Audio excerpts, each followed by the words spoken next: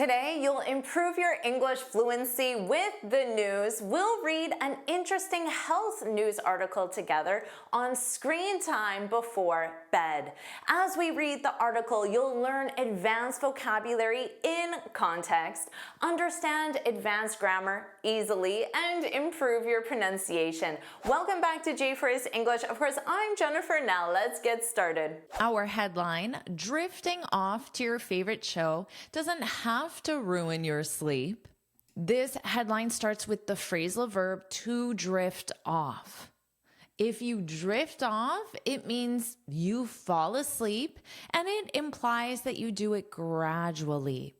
So falling asleep to your favorite show, drifting off. Now you may drift off if you're very tired, it's late at night, or if you're bored or not engaged. So you might drift off during a boring meeting at work and then get in trouble for that. After the meeting, you might say, I can't believe I drifted off. So remember, the phrasal verb is drift off. So you have to conjugate your verb drift in the past simple, drifted. I can't believe I drifted off during the new CEO's speech. So we generally use the phrasal verb to drift off when you fall asleep accidentally, when you shouldn't, or for a short period of time, like if you're watching TV on the couch. Now, this preposition to is a replacement for while you're watching. So you can drift off to something. Drifting off while you're watching your favorite show. Falling asleep while you're watching your favorite show. So you can just use to replace those words. Drifting off to your favorite show doesn't have to ruin your sleep. Now, notice the wording of this. Doesn't have to ruin your sleep. This sounds like most people think it will, but it's not guaranteed.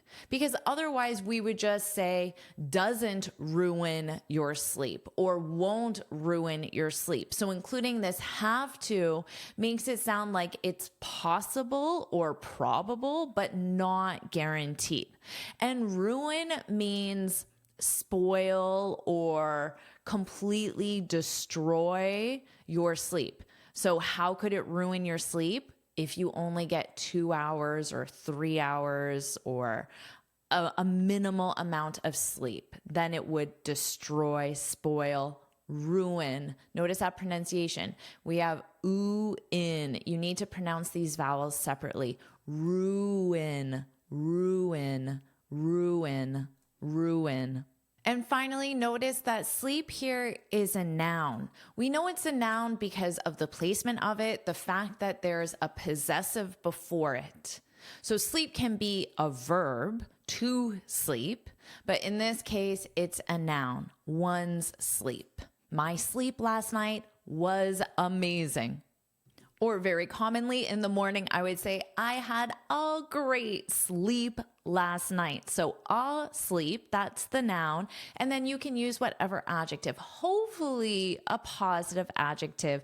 But of course, it is possible to use a negative adjective, such as I had a terrible sleep last night. But let's hope you're using that positive one. And don't worry about taking these notes. I summarize everything in a free lesson PDF. You can find the link in the description. Now let's continue with the article. You've heard the rule. So notice this is in the present perfect. You have heard the rule.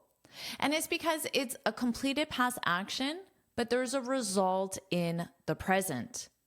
The result is if you've heard the rule, you know what to do or what not to do. And in this case, the rule is no screens before bed. No screens. So of course, screen represents a device, like in this case, a laptop. But you could also say no TV before bed, no shows before bed, or you could use a verb and say no watching TV, no scrolling, or no looking at screens before bed. You could do that as well. Notice I use the verb watch with TV but look at with screens. And I'll write that there to make it more obvious. So first of all, notice is a completely different verb. And with look, you need the preposition at. You look at something, but you watch something. And to confuse you more, I'll introduce a third see, because there are three options to do with your eyes. Very briefly, see is more just your sight. It's unconscious sight. So right now I can see a pillow. I'm not trying. I just see it, and so do you, because we have sight. Now, to look at is when you direct your eyes towards something. So I could say to you, look at the pillow, and now you will direct your eyes. But it's usually towards something without movement, and that's the difference between look at and watch. Watch is now you have conscious attention, and you're watching the movement or the change. So I might say, watch me clean this pillow. So I will be moving and doing something to the pillow, and you will consciously watch me do that. So that's the difference very briefly between see, look at, and watch, and why I used watch with TV, because there's a lot of movement, but a screen is just more of a device. So that's why we use look at. Putting this together, hopefully you would say, Jennifer, whenever I see your post, I immediately look at the title and then watch the video. If that describes you, then put that's right, put that's right in the comments. Let's keep going. You've heard the rule, no screens before bed. Now, before bed, of course, a bed is a noun. It's what you see in this image. But before bed represents before you go to bed. So you might say, I always brush my teeth before bed, before I go to bed. But what if you're not looking at that screen? Oh, so notice we see here, look at, because it's screen. And remember, with look, you need at. You look at something. But what if you're not looking at that screen, only listening to it? Now, with listen, you also need a preposition, but the preposition is to. You listen to something, the screen, or someone. Right now, you're listening to me. You're listening to your teacher. But what if you're not looking at that screen, only listening to it in the form of audiobooks, music, podcasts, or even TV shows? So in the form of, because now they're trying to transition from a screen, which is more of an object, to the content on the screen, which would be these forms. So these are the forms of content. And in this case, the content is audio because you listen to audio. So audio content, the forms are audiobooks, music, podcasts, or the audio of a TV show. So this question is basically asking if it's okay to listen to audio before bed, before you go to bed. A 2018, you can say 2018 or 2018, both are common. A 2018 study found that more than half of people, so what number would represent more than half of people? Of course, 51% or more. We don't know.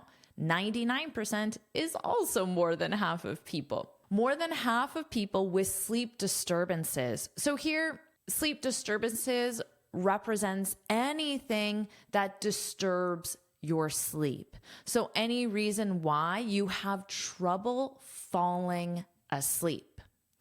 So that's what you could say to someone, oh, I had a terrible sleep last night. I had trouble falling asleep. I couldn't fall asleep for 3 hours. So that means you lied awake in bed for 3 hours not sleeping. Notice this sentence structure. You have trouble. This is in the past simple. I had trouble. And then you need a gerund verb because you're focused on the action. I had trouble doing something. I had trouble falling asleep. So of course, that's the transition from not sleeping to sleeping. You could add on, I couldn't fall asleep, or I didn't fall asleep. Both are fine. Both in the past simple. I couldn't fall asleep for 3 hours. So if you went to bed at 11, that means you didn't fall asleep until 12:01, so 2 a.m. Now, so if you want to specify the AM, you use until. I couldn't fall asleep until 3 a.m. So you just lied in bed awake until 3 a.m.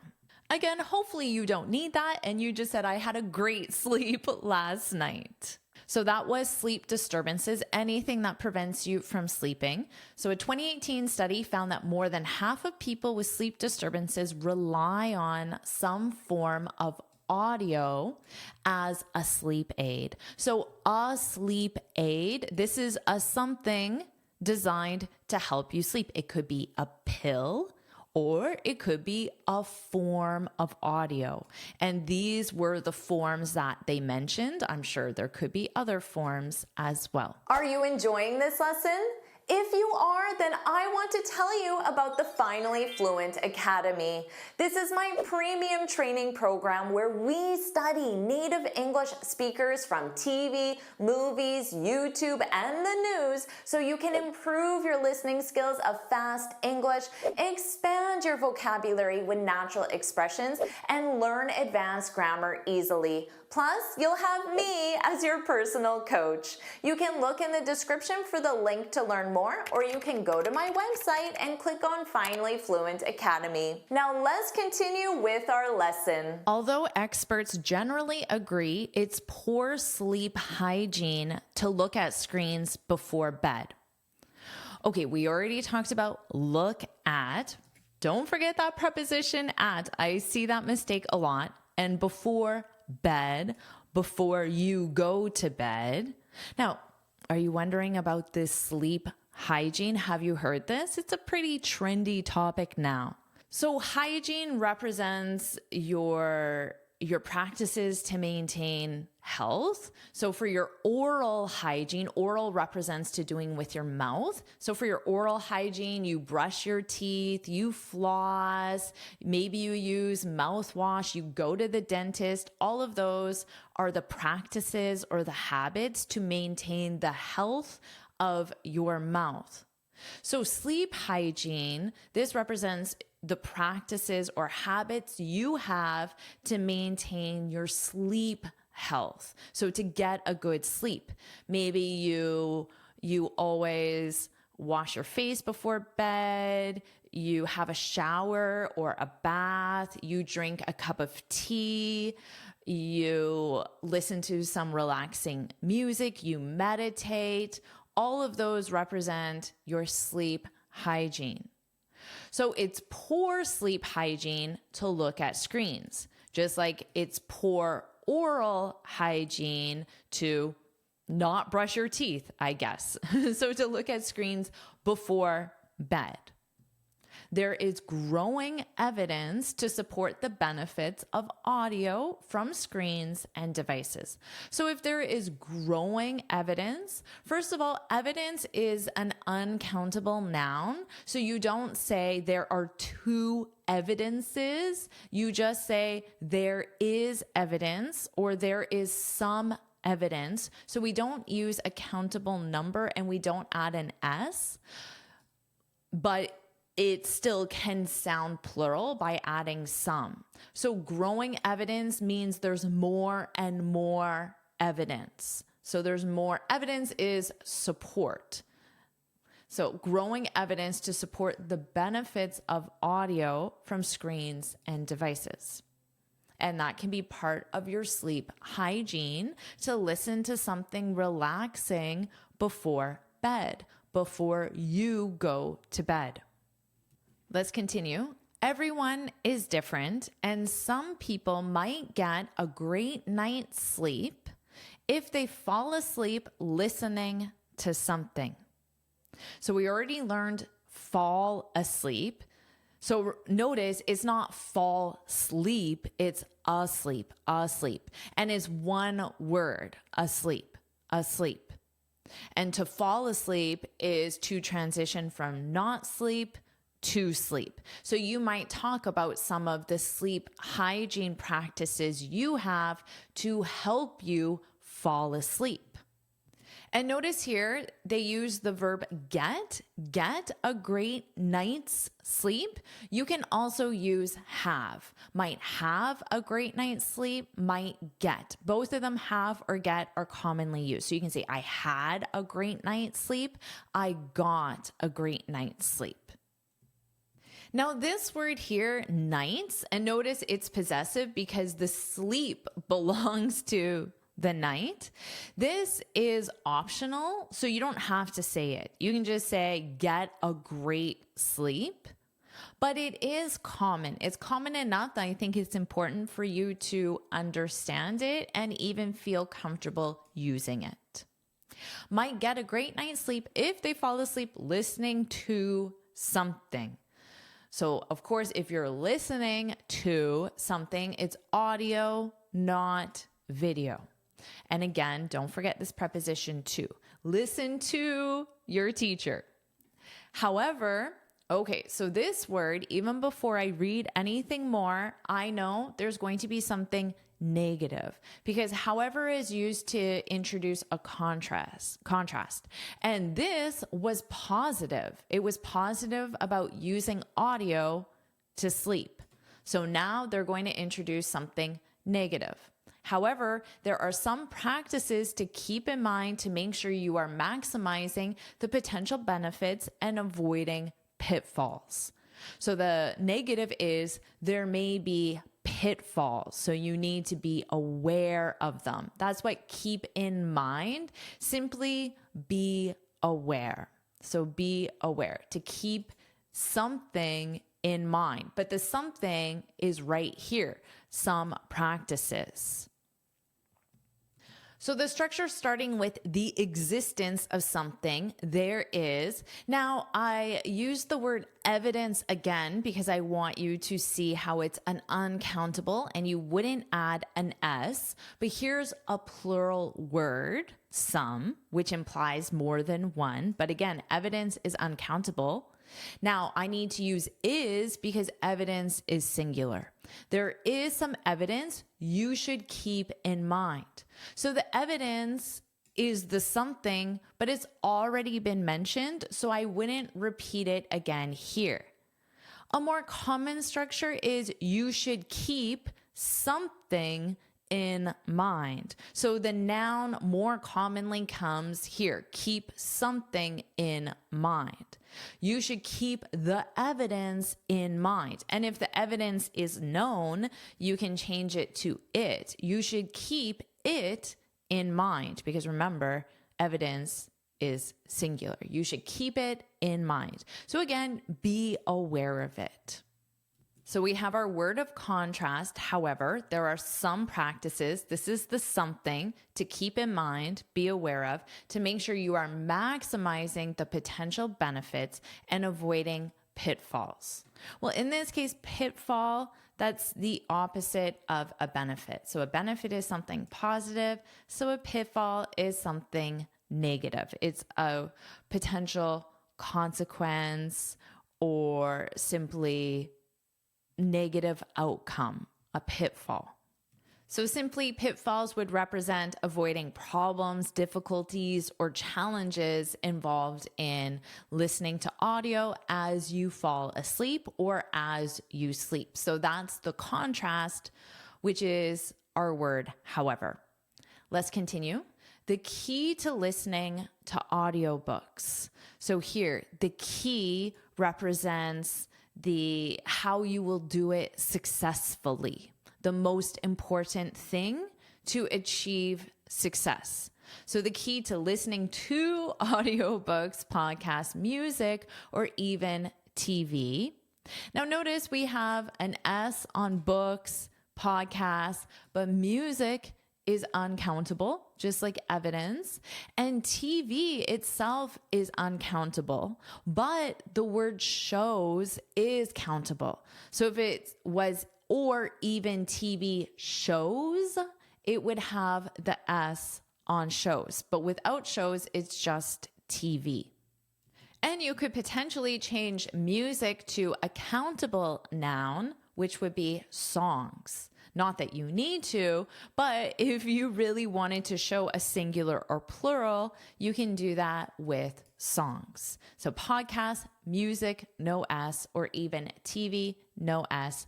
To fall asleep is making sure it is helping you wind down instead of waking you up. So wind, notice the pronunciation. It's not the weather. Ooh, there's a strong wind today. Yes, the spelling is the same. For weather, it's wind, wind. This is not. It's wind, wind, wind. For pronunciation, I find it easy to have a reference word that I can use to understand the pronunciation. So this is your reference word, find. All you have to do is replace the F with a W, but the rest of the word is pronounced the same. So if you get rid of the F, you have eind, and then you just add your W, wind, wind. So find is your reference word. So for the weather, there's a cold wind today. So the verb or the noun pin, that has the vowel. If this reference word isn't helpful for you, find a reference word, even if it's in your own language. It's not an English word. That does not matter. You need a word to help you remember this sound and how it's different from this sound. So pin, and you can even have this as an ED verb. So I pinned a comment on YouTube, pinned, wind, it's the same sound. So again, wind down. This is the phrasal verb to mean relax, relax, which is helpful as part of sleep hygiene at the end of the day. So how do you wind down after work?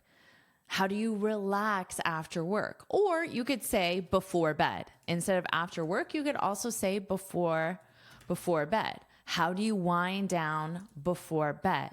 So and then you can use a present simple because it's a routine. For example, I take my dog for a walk to wind down after work, to wind down before bed. Maybe I'll use before bed since that's the purpose of the article here. So what about you? What's your present simple action verb? I read to wind down. I listen to relaxing music to wind down.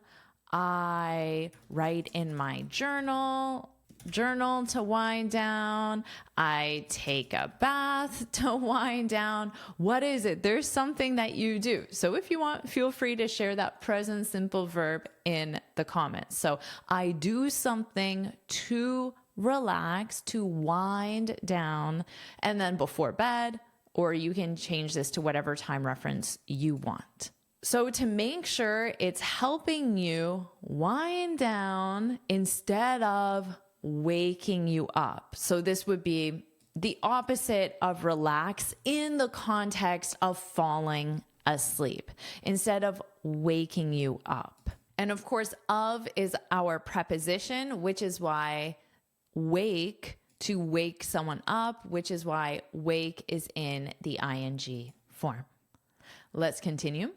If you listen to upbeat music, so upbeat music is boom, boom, boom, something with that's very lively or fast, that would be upbeat as the style of music.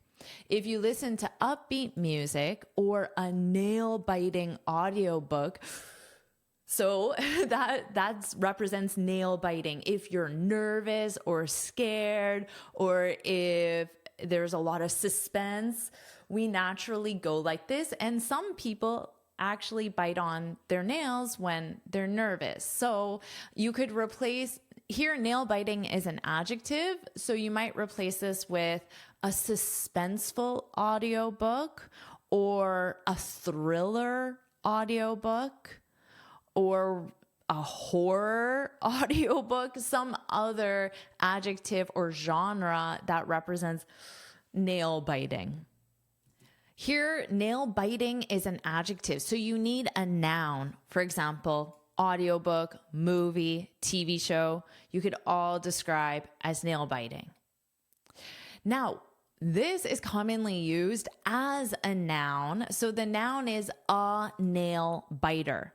And we often use this for competitions. So it's common in sports. You could say that match was a nail biter. So if the game was close and then it went to penalty and it was still close and then it went to a shootout or whatever situation there was, so it's tense, it's suspenseful, you're sitting there wondering who's going to win, what's going to happen, you could use a nail biter, but that's the noun form. So it's a tense or suspenseful situation. So both of them are very common. Let's review this again. If you listen to upbeat music or a nail-biting audiobook, it's more likely to keep your mind engaged or awake and prevent you from getting your 7 hours of recommended sleep per night. So here, getting your sleep. Now, what type of sleep? 7 hours of recommended sleep. So this is just a way of wording it where you include more details to make it sound more official. Because instead of sleep, it's recommended sleep, recommended by a doctor or an expert. And it's more specific. It's the exact amount of recommended sleep. 7 hours of recommended sleep per night. So someone might ask you, are you getting your 7 hours of recommended sleep per night? And if you're not, maybe you need to discuss your sleep hygiene, your sleep patterns and habits and activities. On the other hand, okay, so we have another contrasting situation. So you can introduced a situation that has benefits. So that's on one hand is very helpful, but then you want to introduce the opposite. So if we started with benefits, the opposite would be pitfalls, challenges, negatives. So that would be the other hand. On the other hand, on the one hand, on the other hand. But you can start with the negatives. On the one hand, there are many negatives. On the other hand, there are also positives or benefits. And notice here, they only used on the other hand to introduce the contrast. So you don't have to start with on the one hand, positives, on the other hand, negatives, or vice versa. You can just use the latter part and say on the other hand if you just listed negatives or positives. If you do start with it, here's the wording: on the one hand, on the other hand. So make sure you're using them correctly. If you do, use them. On the other hand, a soothing or predictable noise, and here are examples, like ocean waves or nature sounds, can help tell your body it's time to wind down. Remember this pronunciation. What's our reference word? Find, wind, wind down, relax. Let's continue. White noise. White noise represents, just imagine you hear static or ocean waves. You could consider that white noise. Probably not nature sounds because you might hear birds or frogs or other animals. So white noise would just be rain or the ocean waves, but without the seagulls or the other animals. White noise can also block out street noise. So street noise, that would be noise from the street, such as cars, trucks, people,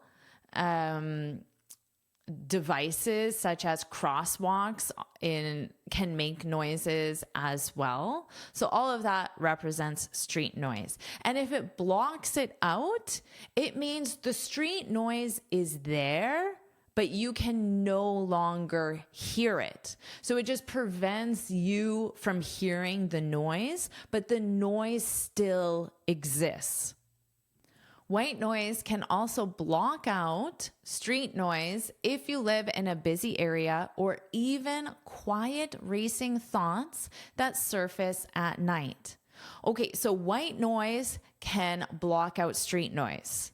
White noise can even quiet racing thoughts. So white noise can do these two different things: block out street noise, quiet racing thoughts. So racing thoughts are just thoughts that come and go very quickly in your mind, but without your conscious effort. So if you have all these thoughts about a deadline or a conversation you had earlier, or even a song playing over and over again, you don't want that thought to be there, and they come and go very quickly, just like cars race through the street. So just imagine that as racing thoughts. They come and go very quickly, and you're not consciously thinking of these things. It just happens. And that surface, that represents that happen at night. So surface is another way of saying the thoughts are always there, but if they surface, it means you're able to hear them in your head. So you're now conscious of them, even though they were always there. Just like if something surfaces from water, it was always underwater, but you couldn't see it. But once it surfaces, you can see it. But an easy replacement to it is simply happen, that happen at night. More and more people suffering from insomnia. Insomnia it sounds more severe than having trouble sleeping. So if you say, I'm having trouble sleeping right now, it just sounds like a normal thing that people experience, a temporary thing.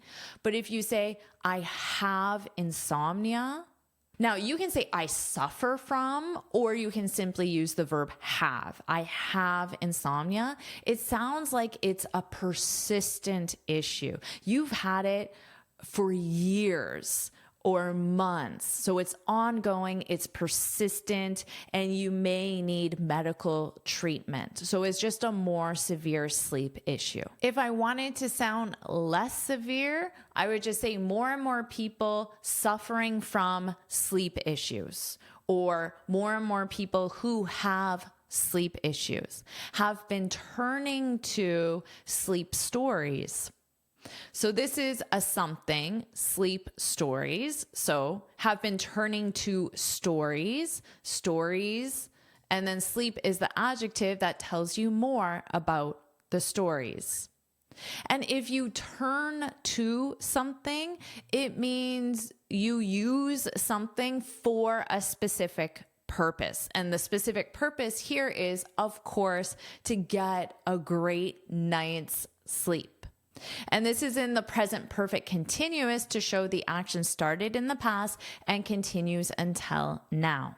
And here, this next part, they tell you what sleep stories are. So this dash lets me know that they're going to give me more information about what was just said. And the last thing that was said was sleep stories. So these are soothing, carefully written narratives. So a narrative is just another word for story that help quiet the mind. So quiet the racing thoughts, quiet the thoughts in your mind. So you can just say quiet the mind and promote restful sleep. So a story to help you sleep, said simply. The goal is to listen to your body and understand what bedtime routine works best for you, as no two people are the same. Let's review this last part here. This is quite a poetic way of saying it. So as represents the reason. So you could say because, as, because, no two people. So we have one person, we have person one, person two. They are not the same.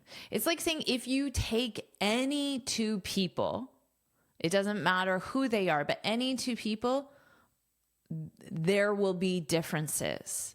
So it's an easier way of saying it is as everyone is different. As everyone is different. That's the more everyday way. This to me sounds more literary and poetic. It's a nice way to end an article. And that's the end of the article. So what I'll do now is I'll read the article from start to finish and you can focus on my pronunciation. Drifting off to your favorite show doesn't have to ruin your sleep. You've heard the rule, no screens before bed. But what if you're not looking at that screen, only listening to it in the form of audiobooks, music, podcasts, or even TV shows? A 2018 study found that more than half of people with sleep disturbances rely on some form of audio as a sleep aid. Although experts generally agree it's poor sleep hygiene to look at screens before bed, there is growing evidence to support the benefits of audio from screens and devices. Everyone is different, and some people might get a great night's sleep if they fall asleep listening to something. However, there are some practices to keep in mind to make sure you are maximizing the potential benefits and avoiding pitfalls. The key to listening to audiobooks, podcasts, music, or even TV to fall asleep is making sure it is helping you wind down instead of waking you up. If you listen to upbeat music or a nail-biting audiobook, it's more likely to keep your mind engaged or awake and prevent you from getting your 7 hours of recommended sleep per night. On the other hand, a soothing or predictable noise like ocean waves or nature sounds can help tell your body it's time to wind down. White noise can also block out street noise if you live in a busy area or even quiet racing thoughts that surface at night. More and more people suffering from insomnia have been turning to sleep stories, soothing, carefully written narratives that help quiet the mind and promote restful sleep. The goal is to listen to your body and understand what bedtime routine works best for you, as no two people are the same. Do you want me to make another lesson just like this? If you do, put let's go, put let's go in the comments. And of course, make sure you like this lesson, share it with your friends, and subscribe so you're notified every time I post a new lesson. And you can get this free speaking guide where I share 6 tips on how to speak English fluently and confidently. You can click here to download it or look for the link in the description. Here's another lesson I know you'll love. Watch it now.